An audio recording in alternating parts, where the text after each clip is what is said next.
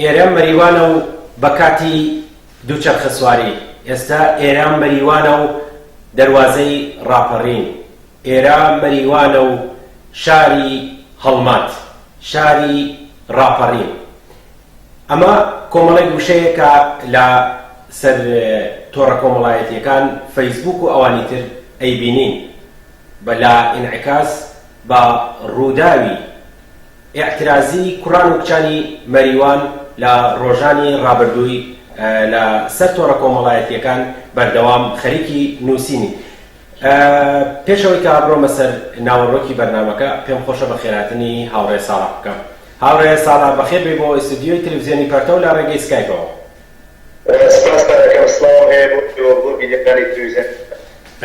سڵاو و سپاسیش بۆ تۆ هاوڕێ ساڵح. هەروەک لە مقەدەمە کۆمەڵێک جومڵەم خوێندەوە. ئەمانە کۆمەڵێک جومڵە بوون کە لە سەر تۆڕە کۆمەڵایەتیەکان وەک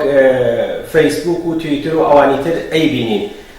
هاوڕێ ساڵح پێم خۆشە گزارشێک لەسەر بارودۆخی ئەو حرەکەتە ئێعترازیی کە لە مەریوان ڕوویداوە.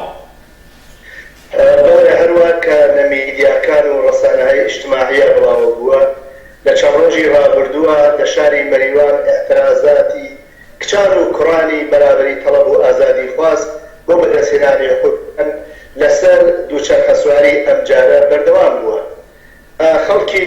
مەریوان جوانەکان کچان و کوڕانی شۆڕگێڕی ئەو شارە سێشەمانەیان دانابوو کە بێ ماشین هاتوچوو بکەن بۆ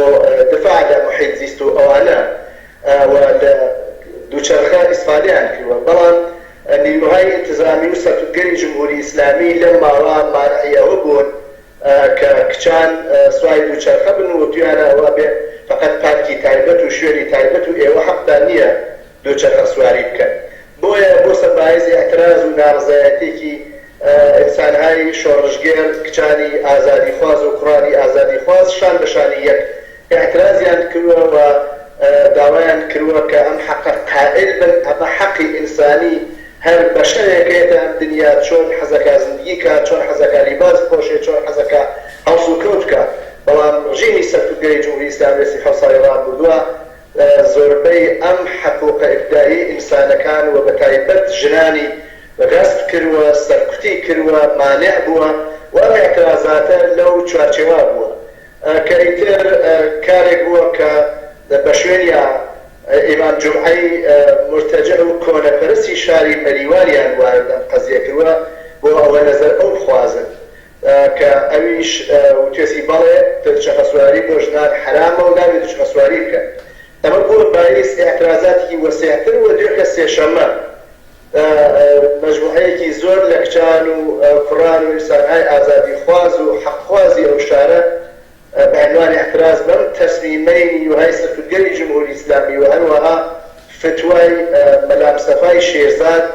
یا جومعەی مەریوان دەستیان داوە ڕاهپەیماییەک لە زرێبارەوە بەرەو ناوشاری مەریوان و ئەوان هەرچەند سوار دووچەرخەکانیان نەبوون بەڵام بە پیادە و دووچەرخەکان بەخۆیانە ئەبن بەرەو شاری مەریوان کە احتمالاً ئێوە دیوتانە هەم فیلمەکەی هەیە هەم عەکسەکانی بڵاوبووە کە لە دەروازەی شاری مەریوان ئەو شوێنەوە ئێستادیون مانعی نیروی انتظامی ڕوبەڕووە بن و لەوێ بەرحاڵ دەرگیرە بن بەیەکەوە. ئەم حرەکەتە بەرحاڵ دەنگێکی زۆری داوەسەوە نەتەنیا لە سەرحی شاری مەریوانە بەڵکو لە سەرحی شارەکانی ترە و هەر خۆشت ئاگاداری ئەلعان ئەوەی وا ڕەسانە بێ، ئەوەی وا میدیا بێ، ئەوەی وا ئەهلی خەفەقان غێر لە ڕەسانەگەر جمهوری ئیسلامی ئەم خەبەرەیان و ئەم حرەکەتە شۆڕژگێرانە و ئازایانە و متەمەدنانە یان منعکسۆ کردووە و بۆ باعث هەمبەستێکی زۆرتر لەبین خەڵکی ئەو شارە بۆ دفاع لە حقوقی ژنان و کچانی شۆڕژگێڕی شاری مەریوان لە ڕابردە لەگەڵ دووچەرخە سواریدا. بەڵێ هاوڕێ ساڵح بۆ جمهوری ئیسلامی و هەروەها کەسێک وەکو پێشنوێژی شاری مەریوان بۆ لە دووچەرخە سواری کچان و ژنان وەهمیانەیە مەسەلەکە چییە؟ هەر ئەوڵان بەنظرم جمهوری ئیسلامی لە هەر ئیشارەم پێکرد لە هەر حەقێکی ئینسانی ابتدایی خەڵک مقابل پۆشین هات و چوو تەنانەت ڕێڕۆیشتن هەموو ئەمانە ئەوەختە بەنظر من ئەترسێ بەشێکی ڕاستیەکەی بەشێکی ئەترسێ ئەگەر مەسەڵەن ئەم خواستە یا ئەم حەقە ئینسانیە جێگیر ببێ و بێ بە حەقێکی بێ ئەملا ئەولا نگرانە وەسە سۆزی مەسەڵەن بێژن حجابیش حەق لابردن حجاب و ئازادی پوشش حەقی ئینسانێک ئەگەر لە یەک گۆشەوە جەویسایی خۆی پێی وایە ئەگەر لە یەک گۆشەوە ستەری گوریسەکە شرکە و ئەگەر لە یەک گۆشەوە فەرز کرد و چەخەسواری ئازادکە یا نەوع لیباسپۆشین ئازادکە یا نەوعی جوزارم ئەوە کە حەگاڵ یا سەرپۆش یا حجاب خەڵک یا ژنان خۆیان تەعینیکەن ئەو وەختە جمهوری ئیسلامی بەنظر من ئەکرێتە خەتەرەوە چون جنبشێکی واقعاً عادڵانە حەقوازانە هەیە بۆ بەدەستهێنانی ئەم حقوقە و خەڵکێک واسی 7 ساڵ حەق و حقوقیان لێسەر کراوە خەڵکێک وا غەسب کراوە ئەوە کە چۆن ژیان بکەن ئازادیەکانیان پێشێت کراوە معلومە ئەگەر لە گۆشەیەک حەق بەدەست بێنن ناوێسن باوە ئەگەر ئیمڕۆ دووچەخەسواری تەسبیت کەن کە حەقی ئەمدا بێ ئەمداولای هەر ئینسانێکە چژن چ پیاوە وەکو وەرشێ سوپای لێ بکەن ئەو وەختە سۆزی بۆ پوشش بۆ حجاب بۆ گەردش بۆ وەرزش بۆ چوزانم هەڵپەڕین ڕەقس گۆرانی ئەو شتانەوە لە جمهوری ئیسلامی قانونی کۆنەپەرستانەی ئیسلامە هەمووی حرامە ئەو وەختە ئەم خواستانە دێتە بەرەوە بە درێژایی ئەوی جمهوری ئیسلامی عەلەڕەبی هەر نەوع سەرکوتێک و هەر سەرکوبگەریەک واوبێتی خەڵک و بەتایبەت گەنجەکان و بەتایبەت بزوتنەوەی ئازادی خوازەی ژنان کۆڵی نەداوە و داوای حەقوق خۆی کردووە مەسەڵەن چوزانم لە قانونی ئیسلامی و جمهوری ئیسلامی نیوەی پیاو حەسێەوە لە ئێرسا لە تەلاقا لە حەقی ئەوە کە نگەهداری مناڵە و زۆر شتی تر و شتگەری ئینسانی ئەم ڕۆژاوە بەشەر پێی نیازی هەست و بەشەر حەقی هەست انتخابی کە چۆن زندگیکە جمهوری ئیسلامی لە مقابلە وێساوە وەلی لە پاڵ ئەوە ئادەمزم لە بەرابرەوە یەک بزوتنەوەی عادڵانە ئازادی خوازانە بە درێژایی عمری نگریسی جمهوری ئیسلامی بووە و تەلاشی کردووە زەحمەتی کێشاوە کە ئەم داخوازانەی خۆی بە کورسی بنشێنێت بۆیە جمهوری ئیسلامی نیگەرانە لە هەر هەنگاوێک کە ئەگەر عەقەبنشینیکە لە مقابل خواستی بەرحەقی خەڵکە خەڵک بەوە ناوێستنەوە هەنگاوگەن دووم و سێوەم و ئیدامەکەی هەڵ بەڵێ هاوڕێ ساڵح ئەگەر لاپەڕەکانی تاریخی بۆ نمونە شاری مەریوان هەڵبینەوە لە کۆچی تاریخی شاری مەریوان هەتا ڕۆژی ئیمڕۆ دەیان ڕوودا و دەیان ئێعتراز و دەیان بەرپەرچی سیستمی قەزایی و ئەمنیەتی و هەروەها سیستمی دینسالاری جمهوری ئیسلامیان داوەتەوە بۆ نمونە ژنانی سۆرپوشی مەریوان و هەروەها ئێعترازی بە قەتڵی ناموسی شەهینی نەسروڵڵاهی و هەروەها فریشتە نەجاتی ئەمانە کۆمەڵێک حرەکەت بوون کە بەرپەرچیان داوەتەوە کە ئێمە بەردەوام نەئەڵێن بە تەواوی داخوازیەکانی ئێوە هەڵوێستی تاوشێنەی ئاگاداربی هەڵوێستی خودی پێشنێژی شاری مەریوان مەلا شیرزادی و هەروەها دەستگا ئەمنیەتەکان تا ئێستا چۆن بۆ لەم ڕابطە کەسێک دەستگیر کراوە یان نا؟ هەڵوێستی و مۆزاگیری کل نەهاتگەر ئەمنیەتی و سەرکردگەرانی جمهوری ئیسلامی و هەروەها دەست و پەیوەندەکانی جمهوری ئیسلامی لە کوردستان و لە مەریوانیشە لەوانە ئەو کەسانەوە ئیمام جومعە بوون یا پێشنوێژ بوون نەتەنیا مەلا مستەفای شیرزادی لە مەلا کەریم دەستلێەوە بیگرێت تا مەلا حەمە شەمسە تا زۆر کەسی تر من بیرم نایێت تا مەلا مەردۆخی و زۆر کەسی تر هەمووی ئەمانە دەست و پێوەند و مرتەیدی جمهوری ئیسلامی و ڕەهبەری جمهوری ئیسلامی دەرنەتیجە ئەمانە هەر کارێک هەر ئەوان فەریبێکیان کردوێ نسبەت بە خەڵک بەڵام لە چوارچێوە و لە چوارچێوەی قانونی جمهوری ئیسلامی و قانونە سەرکردگەرانە ئیسلامی و کە جمعانە هەفتانە بۆیان تەعیینەکەن لەوانە پەیڕەویان کردووە لە مقابل هەموو ئەو قەتڵە فەجیعانە وا کراوە لە مقابلەوە مستەرکوتانە کراوە ئەوە کە فریشتەی نەجاتیان کوژدەوە شەهینی نەسروڵڵاهیان کوژدووە هەموو کەسانەوە بەداخەوە خۆیان سووتان ئەو کچ و ژنانەوە ناچار بوون لە زندگی بەرحاڵ گیانی خۆیان دەستیان کێشا و ئەم دنیایانی تر بەم هەڵوەستەم و کوێرەوەری و قبول نەبوو ئێحساس تەنیایی و بێدەرەتانیان کرد هەموو ئەم قەزایە و ڕوویداوە ئەوان لە مەقابڵ خەڵکاوێ ساون ئەگەر ژنانی سرخپوشتی مەریوان اعتراضیان کرد بۆ بێحرمەتیان پێکرا و لیباسی ژنانیان کەس کردە بەر کەسێک لە شاری مەریوانە خولانیان و گەڕاندیان بۆ بێژن مەقامی ژن ئەوە لە خوارە و ئەوە ئەتکە ئەوە بوو کە ژنانی سرخپۆشی مەریوان اعتراضیان کرد بەڵام نە ئیمام جومعە و نە هیچ کەسێک لە ارتجا و کۆنەپەرستەکانی شاری مەریوان نەتەیان دەنگ بەڵام بەرامبەری وێسان نانی ئەوان ئیمکاناتی ئەوان پوڵ و پارەیەک وان ناویانە بە یەکۆ حالە ئەوە کە جمهوری ئیسلامی بەسەر پێوە بێتەوە هەر وەختە جمهوری ئیسلامی بەسەر پێوە دەمێنێ دەست و پەیوەندەکانیان ئیمام جومعەکان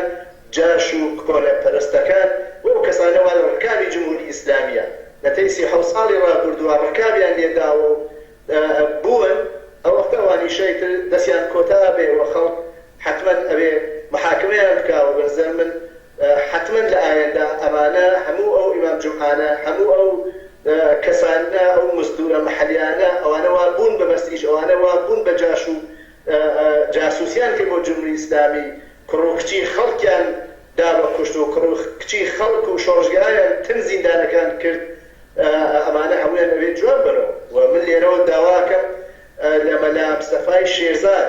لەمە زیاتر خۆی تێکڵاو ئەم دەم و دەستگا سەرکوتگەرانە نەکات لەمە زیاتر بەرامبەر بە خەڵک نەوێسێ خۆی باشە زانێ ئەبێ حتمما جواب داتۆ خۆی شای لەبیرە خۆی کەسێ بوو وا دەورەیەک ئەیزانی کە چۆن کۆنەپەرستان بە وەسیلەی خەڵکی زەحمەتکێش و کرێکار و کومیست و چاپەکان لە مەریوانە لە خاومیراوایە و لەو کیکناوە ئەوی لێ هاتووە چۆن پەلامار دران و چۆن محاکمە کران و ئایندەی مەلا مستەفا و مەلا مستەفاکان بەنظرم من هەر ئەوە چاوەڕوان ئەکرێ بۆیان ئەگەر خۆیان نەکێشێتەوە من داوای لێ یەکەم دۆستانە داوای لێ یەکەم لەمە زیاتر خۆی تێکڵا و داردەچێ جمهوری ئیسلامی نەکەن هاوڕێ ساڵا دیارە مەلا مستەفای شیرزاد و تەواوی ئەو کەسانەی کە بەو شێوە خەتابادەن ڕوو بە خەڵک و ئاستەن لەبەر خۆشی و لەسەر ژیانی خەڵک دروستەکەن بەرپرسیارن و ئەبێ بە دڵنیایی ڕۆژێک وەڵامی ئەو کارانەی خۆیان بدەنەوە بەڵام بە گوێرەی هەواڵێکە پێمان گەیشتووە لە شاری سنێش با بڵێن پشتگیری لە ئێعترازی کوڕان و کچانی شاری مەریوان ئەوانیش ئێعترازێکی هەروایان ڕێخست و کۆمەڵێک دووچەرخە سوار ئێعترازیان کردووە و پشتگیریان کردووە لە ئەو ئێعترازەی شاری مەریوان تکایە لەگەڵەوە یەگەر لەو پەیوەند لەگەڵەوە ڕابطە ئەخبارێکت هەیە بۆمان بڵێ و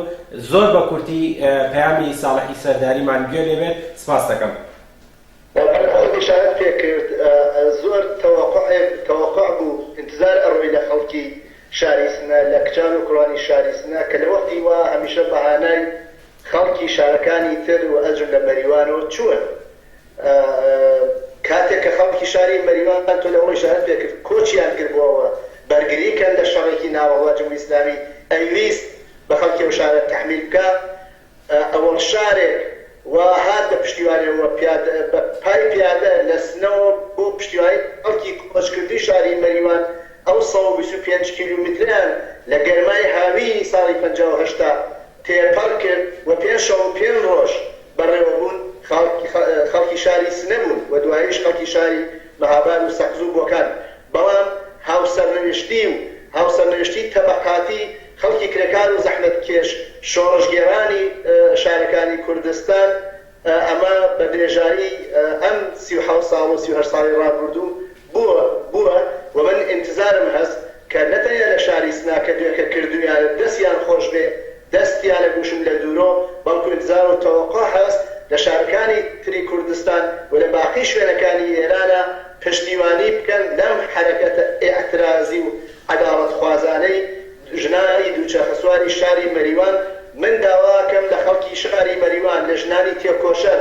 لە جوانان و گەنجەکان هەروەها کە لە ڕابردووە لە سێ چواردەهی ڕابردووە کۆتا نهاتون بەرامبەر بە جمهوری ئیسلامی عەلارەڕەن هەر سەرکوتێ بەڵام ڕێگەیەکیان دۆزیوەسەوە بۆ احتراز پێی نمونەگەلێک تۆ ئیشارەت پێکرد لەسەر کۆچی مەریوان 23 تیر ڕاهپەیمانی مبارزەی مسلحانە بەرگوزاری مەراسمەکان لە ئەوە ماهی 8 مارس ژنانی سڕپوش شرکەتی 2000 نەفەر خەڵکی شەریف و ئازادیخوازی مەریوان بۆ بەدرەحەکردنی فریشتەی نەجاتی کە بە جرمی قەتڵی ناموسی کوژرا بەنظر من هەمووی ئەمانە ئەو نمونانن کە بنیام ئەتوانێت تەجربەی وەربگرێ لەسەری ماڵ کاتۆ ماڵێک کە بتوانێت جمهوری ئیسلامی پاشکشێ پێ بکە و هەر ئینسانێک و دووچەرخەسوارانی ژنی شاری مەریوان و شارەکانی تر و هەموو ئەو داخوازانەوە هەستیان موفق و سەرکەوتون ئێمە لەم مبارزە عادڵانە و بەرحەقا کە تا ئیستا لە 37 ساڵ و 8 ساڵی ڕابردووە لە کەناریانە بووین و دلێخمان نەکردووە های لە کەناریانە بژی ژنانی ئازادیخواز و کوڕانی ئازادیخوازی شاری مەریوان بژی ئەو ژنانەی وا کۆڵیان نەدا بە سەرکەوتنی جمهوری ئیسلامی و بە فتوای کۆنەپەرستانەی مەلا مستەفای شیرزاد و کەماکانان لە فکر ئەوە ئەم حەقە بۆ خۆیان بسەلمێنن و سوار دووچەرخەکانیان بن من داوایان لێ یەکەم یەک جاری تر بەرەوزرێبان بە دووچەرخە بڕۆن بژین و سەرکەوتون. سپاس بۆ تەوزیحەکانت و هەروەها سپاس بۆ تۆ هاوڕێ ساڵحی سەرداری بۆ پەیامەکەت. ئێمەش لەلایەنی خۆمانەوە دەستخۆشی بە یەکەی ئەو کوڕان و کچانی شاری مەریوان دەستخۆشیان لێ یەکەین و هەروەها دەستخۆشیەکی زیاتر بۆ کوڕان و کچان و ئینسانە ئازادیخوازەکانی شاری سنیشت کە حرەکەتێکی ئاعترازیان کرد و پشتیوانیان لەو حرەکەتەی مەریوان کردووە.